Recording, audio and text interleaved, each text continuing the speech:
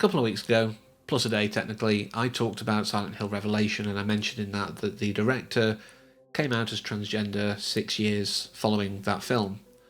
And so the version of the film that I'm watching, based on like the actual physical release, has a different name than MJ Bassett at the end. Again, like I said in that, I'm not going to dead name. It's not nice to do. This is who they are now, and that's what we respect.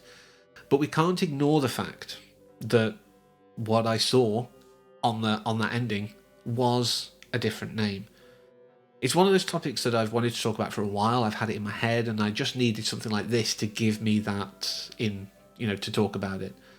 Because I know that both sides, those in support and those against, can be very opinionated, and even though I'm trying to say things in the nicest way possible and avoiding dead naming people where I can, there's still going to be people who think that's not enough, and even mentioning the fact that they used to be someone else is harmful. I don't agree with that. As someone who is non-binary and has a chosen name that is not my birth name, I don't think it's harmful. You have to recognise that there was a time when they didn't know who they were. That's how I always look at it.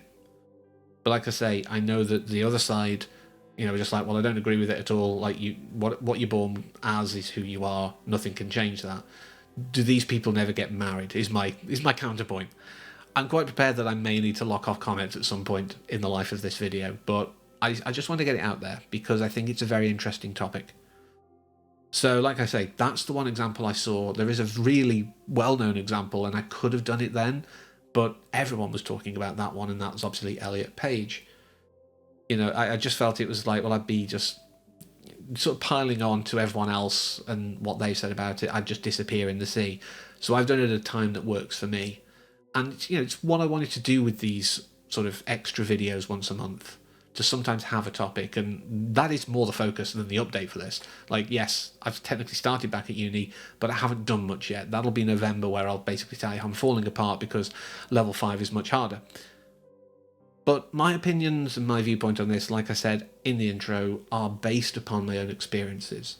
I am non-binary. I, identify in that way as they them pronouns. I do not feel I belong 100% in one camp or the other. And I say this ironically wearing a t-shirt that says alpha male on it, but it's a joke t-shirt. Orbital Clothing, have a look, by the way. It's great. Not sponsored. I just think it's a fun t-shirt to make people with fragile masculinity wet themselves. But still, I do not feel 100% in one camp or the other. Some days I feel very feminine, some days I do not. I've already did a video years ago about my first discovery of this. And I do not consider that the old me, who was happy to have facial hair, who went under a very typically masculine name for most stuff, now it is just for legal stuff, until I actually go through with fully changing it. But I have a chosen name. I'm a different person. The people I am, or the people I study with at uni and the staff, know me by my preferred name. I have made this decision. It's not a thing you do lightly. You have to really change who you are. But like I say, this doesn't remove that previous person. Even when I had my civil partnership, just because my surname changed doesn't mean I'm a different person. Again, going back to that argument I said earlier. But obviously I'm not fully, trans. I've not, completely switched over from one way to the other. You could argue I'm fence sitting, which is something I do a lot because I often see both sides to an argument. Maybe that's a factor. But there are people I know who are trans. I know some of them were known by a different name before and what that name is. That's not information that I will ever divulge to anyone who doesn't already know. And in fact, even with people who already know, it's not something we talk about because we accept this is who they are now. But like I say, the point that I'm making is this kind of thing, just me as a relatively unknown person and all these people who I know who are not famous, we can just do that because there isn't a film on the credits that says, for example, the Wachowski brothers. I believe that's what the Matrix said when it was first released. And that's why I use the term, they didn't know.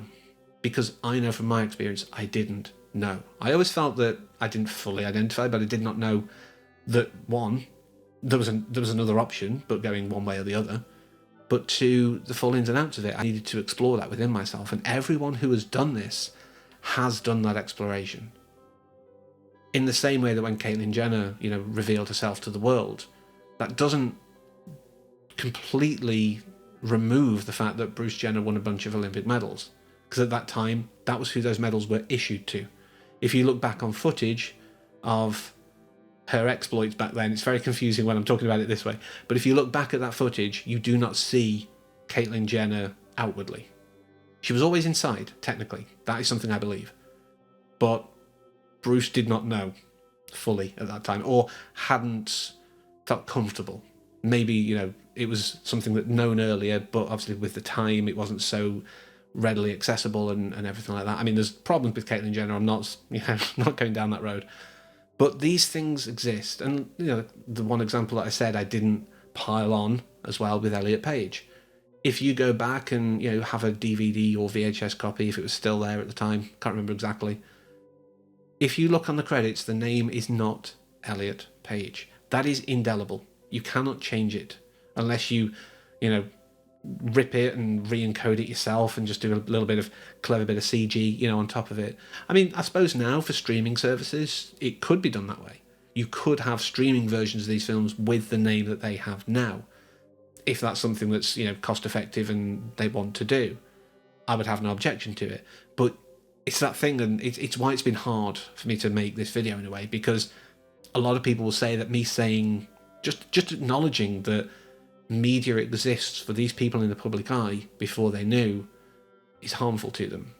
But I don't think it is. I think it's just an acknowledgement that they had difficulties with who they were, and now they don't.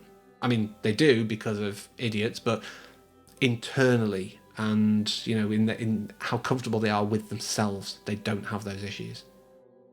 So that's the key point here. Like, these things don't just disappear.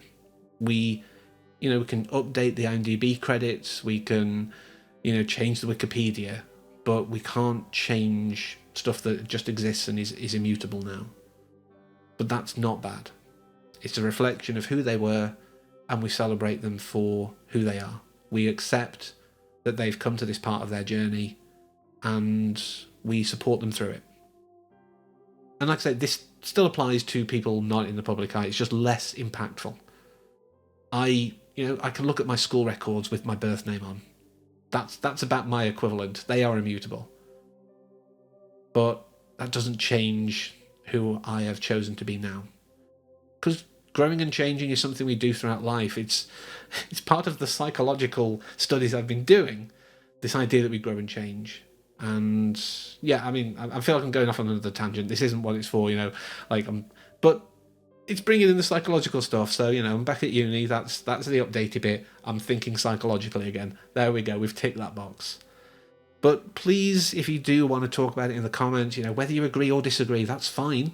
You can disagree or disagree. You can agree or disagree with things, but please be respectful.